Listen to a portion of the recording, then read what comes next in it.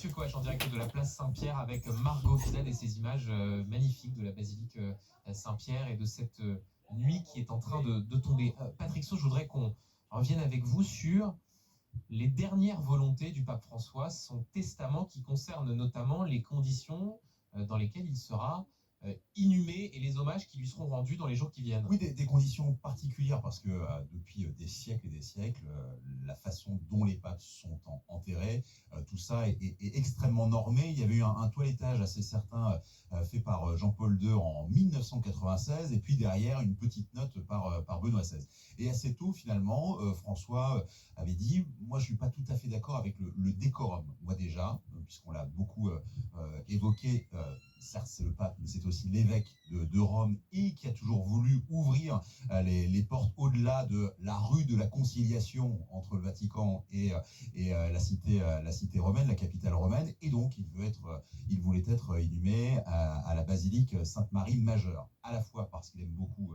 cet endroit de Rome, mais aussi parce qu'on l'a beaucoup évoqué en tant qu'Argentin, comment Marie est un personnage, si je puis dire, de l'Église qui est particulièrement important pour lui. Ensuite, la façon dont ça va être fait, c'est là aussi assez singulier, c'est que non seulement il a fait une croix sur l'endroit de la ville de Rome, mais il a fait aussi une croix dans la basilique Sainte-Marie, puisqu'il demande à être très précisément enterré dans un tombeau qui serait préparé dans la niche de la nef latérale entre la chapelle Pauline et la chapelle Sforza de la basilique. Donc c'est extrêmement précis. Il raconte même que c'est un endroit qu'il avait découvert au sein même de la basilique Saint-Pierre. Oui, tout à fait, ça va devenir un lieu de pèlerinage énorme et cette église qui est sur l'une des collines de Rome sur l'Esquilin va devenir là aussi extrêmement visitée. Pour voir quoi? Pour voir une pierre tombale très simple sur laquelle sera inscrit tout simplement François. À l'intérieur, il n'y aura qu'un sépulcre en terre, simple, sans décor, sans décoration particulière et absolument pas de catafalque, pas de cercueil en plomb également, comme c'était le cas pour un certain nombre de papes. Et c'est là aussi une nouveauté, ce sera une image assez forte lors des obsèques qui auront lieu, donc on le rappelle, entre 4 et 6 jours, mais on va le savoir dès demain matin. Mon père, ça veut dire que jusque dans les conditions de son inhumation, le style François, qui refuse le décorum, qui refuse les apparats, sera visible. Oui, c'est sûr que ça fait partie de sa personnalité, de ce qu'il était. Alors, il ne faut pas majorer non plus, il n'y aura que 2 cercueils au lieu de 3. Voilà, il ne faut pas non plus... voilà. Mais c'est vrai, alors, c'est très touchant, c'est qu'il va être enterré effectivement à Sainte-Marie-Majeure. Alors, il n'est pas le premier, je crois qu'il y a déjà 6 papes, 7 ou 6 papes qui sont enterrés à Sainte-Marie-Majeure. Mais ces dernières décennies, c'était plutôt dans la basilique Saint-Pierre. Oui, au 19e, je crois que Pie IX est enterré à Saint-Laurent-les-Murs, donc ça se fait quand même. Puis moi, je suis originaire de la Haute-Loire, nous avons un pape enterré à la Chaise-Dieu, donc vous voyez, les papes peuvent se faire enterrer là où ils veulent. Mais c'est touchant parce que c'est quand même un endroit, comme vous l'évoquiez, où la présence de Marie est présente. C'est le sanctuaire marial de ce petit Lourdes, en quelque sorte, de Rome, et c'est ce lieu-là qu'il a choisi, là où il allait déposer un bouquet de fleurs toutes les fois qu'il partait ou revenait de voyage, et où il est allé encore tout récemment, après sa sortie de l'hôpital, et puis une autre fois après pour toujours déposer ce bouquet de fleurs. Francesco Maselli, toujours sur ce mode de vie du pape, puisqu'il faut aussi raconter à ceux qui nous regardent et peut-être ceux qui nous rejoignent les conditions dans lesquelles il est mort ce matin. Il est mort à Sainte-Marthe, dans ses appartements qu'il avait choisi comme étant l'inverse du faste qui est pourtant proposé au pape quand ils deviennent pape. Exactement, il avait choisi une vie plus proche des fidèles. Dire monacale même. Monacale, il était un jésuite, donc ça fait partie quand même de son caractère.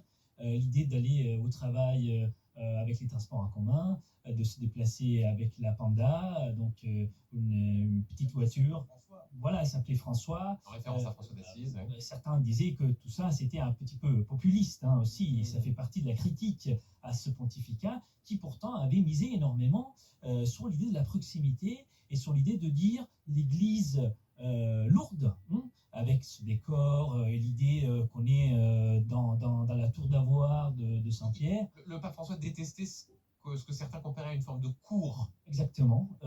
C'est pour ça aussi qu'il n'avait pas un grand rapport avec, Ouais. avec le petit mont romain de la politique du Vatican.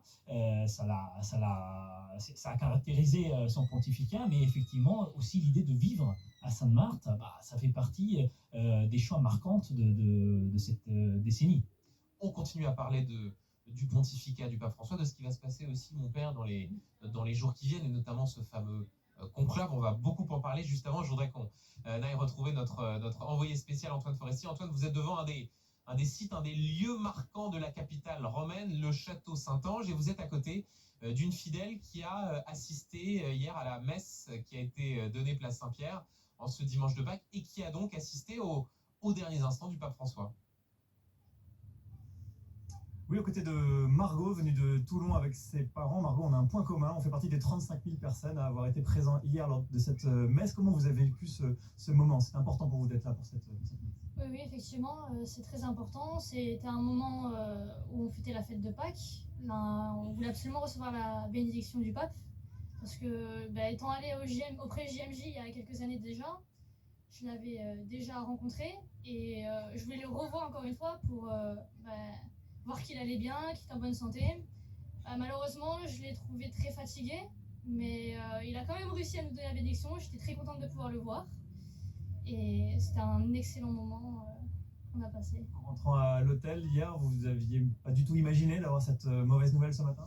Pas forcément, on l'a trouvé très fatigué. On s'est dit que vraiment c'était un peu choquant de le voir dans cet état-là. On s'est dit, mais est-ce qu'il va tenir? Comment ça va se passer par la suite? Est-ce qu'il va réussir à encore parler? Parce que quand il parlait, il disait un mot, il prenait une très grande inspiration. On voyait la fatigue en fait dans tout ce qu'il faisait. Quand il a paradé, excusez-moi du terme. Le bain de foule à la fin. Le bain de foule, on a vu que c'était très difficile pour lui de tenir sa tête, qu'il y avait un de ses gardes qui l'aidait un peu. Et vraiment, ça a été choquant, parce qu'en 2 années de différence, de le voir autant fatigué, c'est inimaginable. Si on ne le voit pas, c'était surprenant.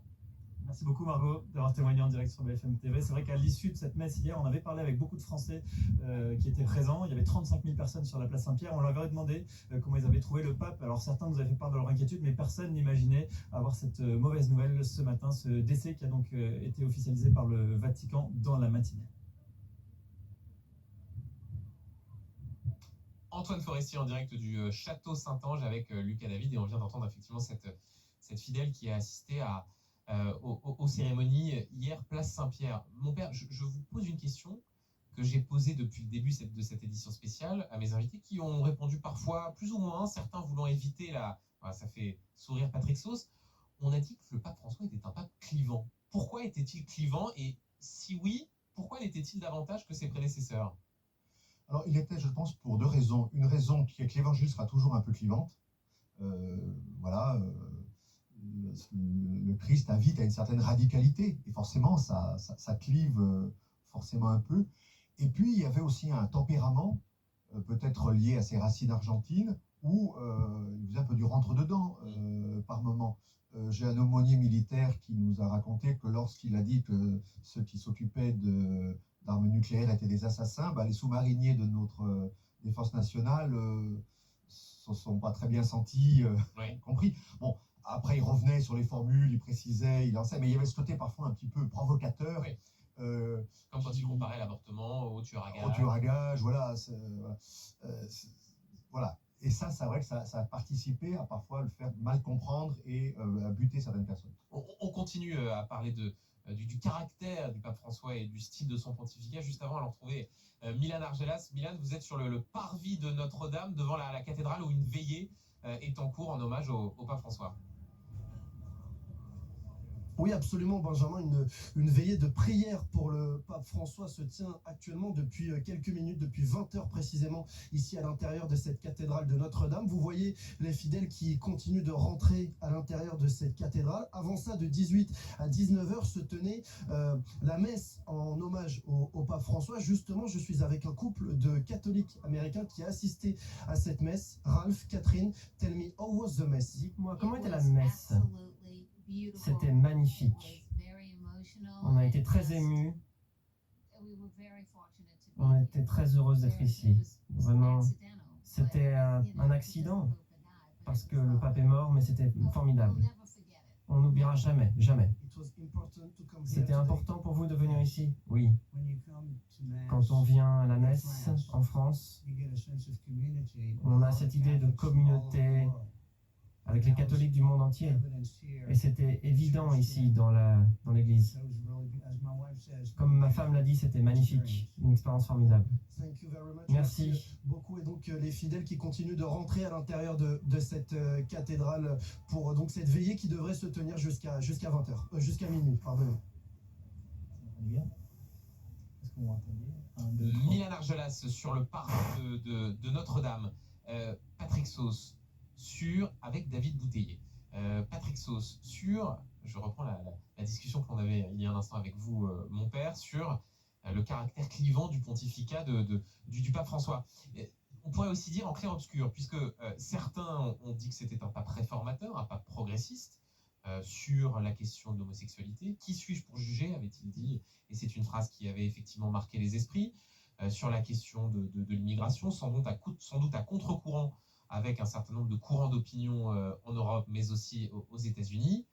Et en même temps, au milieu du gué sur le célibat des prêtres, ces mots que l'on rappelait il y a un instant sur la question de l'avortement.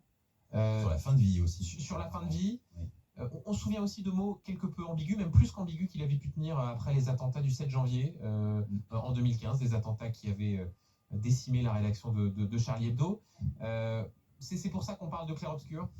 Oui, et en même temps, je suis obligé de comparer avec ses prédécesseurs. On a beaucoup parlé du cardinal Ratzinger, de sa jeunesse allemande pendant la Seconde Guerre mondiale. Très très jeune, certes, mais on en a fait un portrait plus obscur que clair, en tout cas sur l'Église. Moi, je l'ai suivi, Benoît XVI, lors d'un voyage au Liban. J'ai pas eu l'impression, certes, il y avait les chrétiens d'Orient, mais pas seulement. Il était quand même en train d'essayer là aussi de créer des ponts. On était en 2012 précisément, en septembre, et on avait déjà la guerre civile syrienne qui avait commencé depuis quelques mois, énormément de migrants réfugiés dans la vallée de la Bekaa au Liban, et il s'était approché de là. Souvenez-vous, Jean-Paul II, évidemment, on est dans la légende politique, oui. Le n'ayez pas peur, mais aussi la chute du bloc communiste. On ne peut pas dire que ce soit le plus réformateur non plus des papes, notamment parce qu'il a son histoire polonaise. Et ce n'était pas non plus la même époque.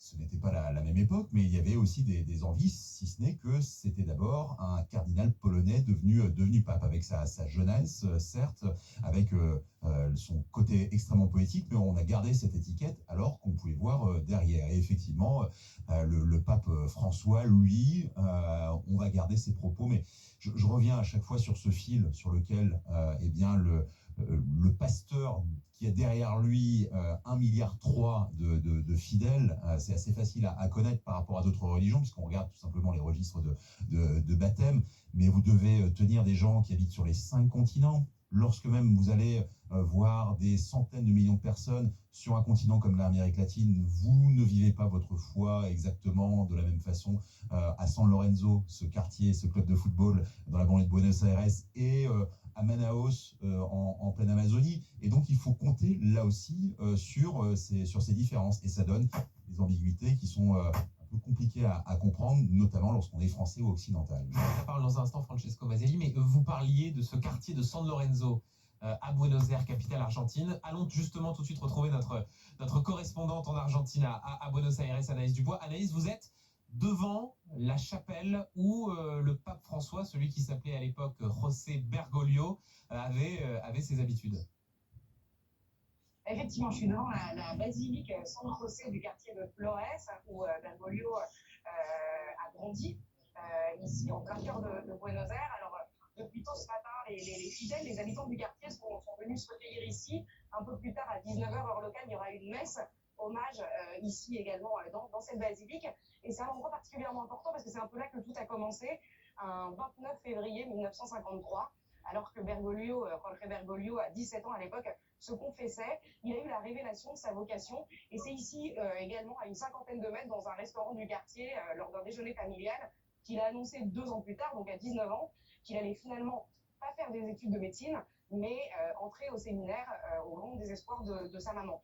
Alors ici, les habitants du quartier se souviennent très bien de Jorge Bergoglio et ils se souviennent aussi du cardinal qu'il a été ici à Buenos Aires, un cardinal très en prise avec la société dans laquelle il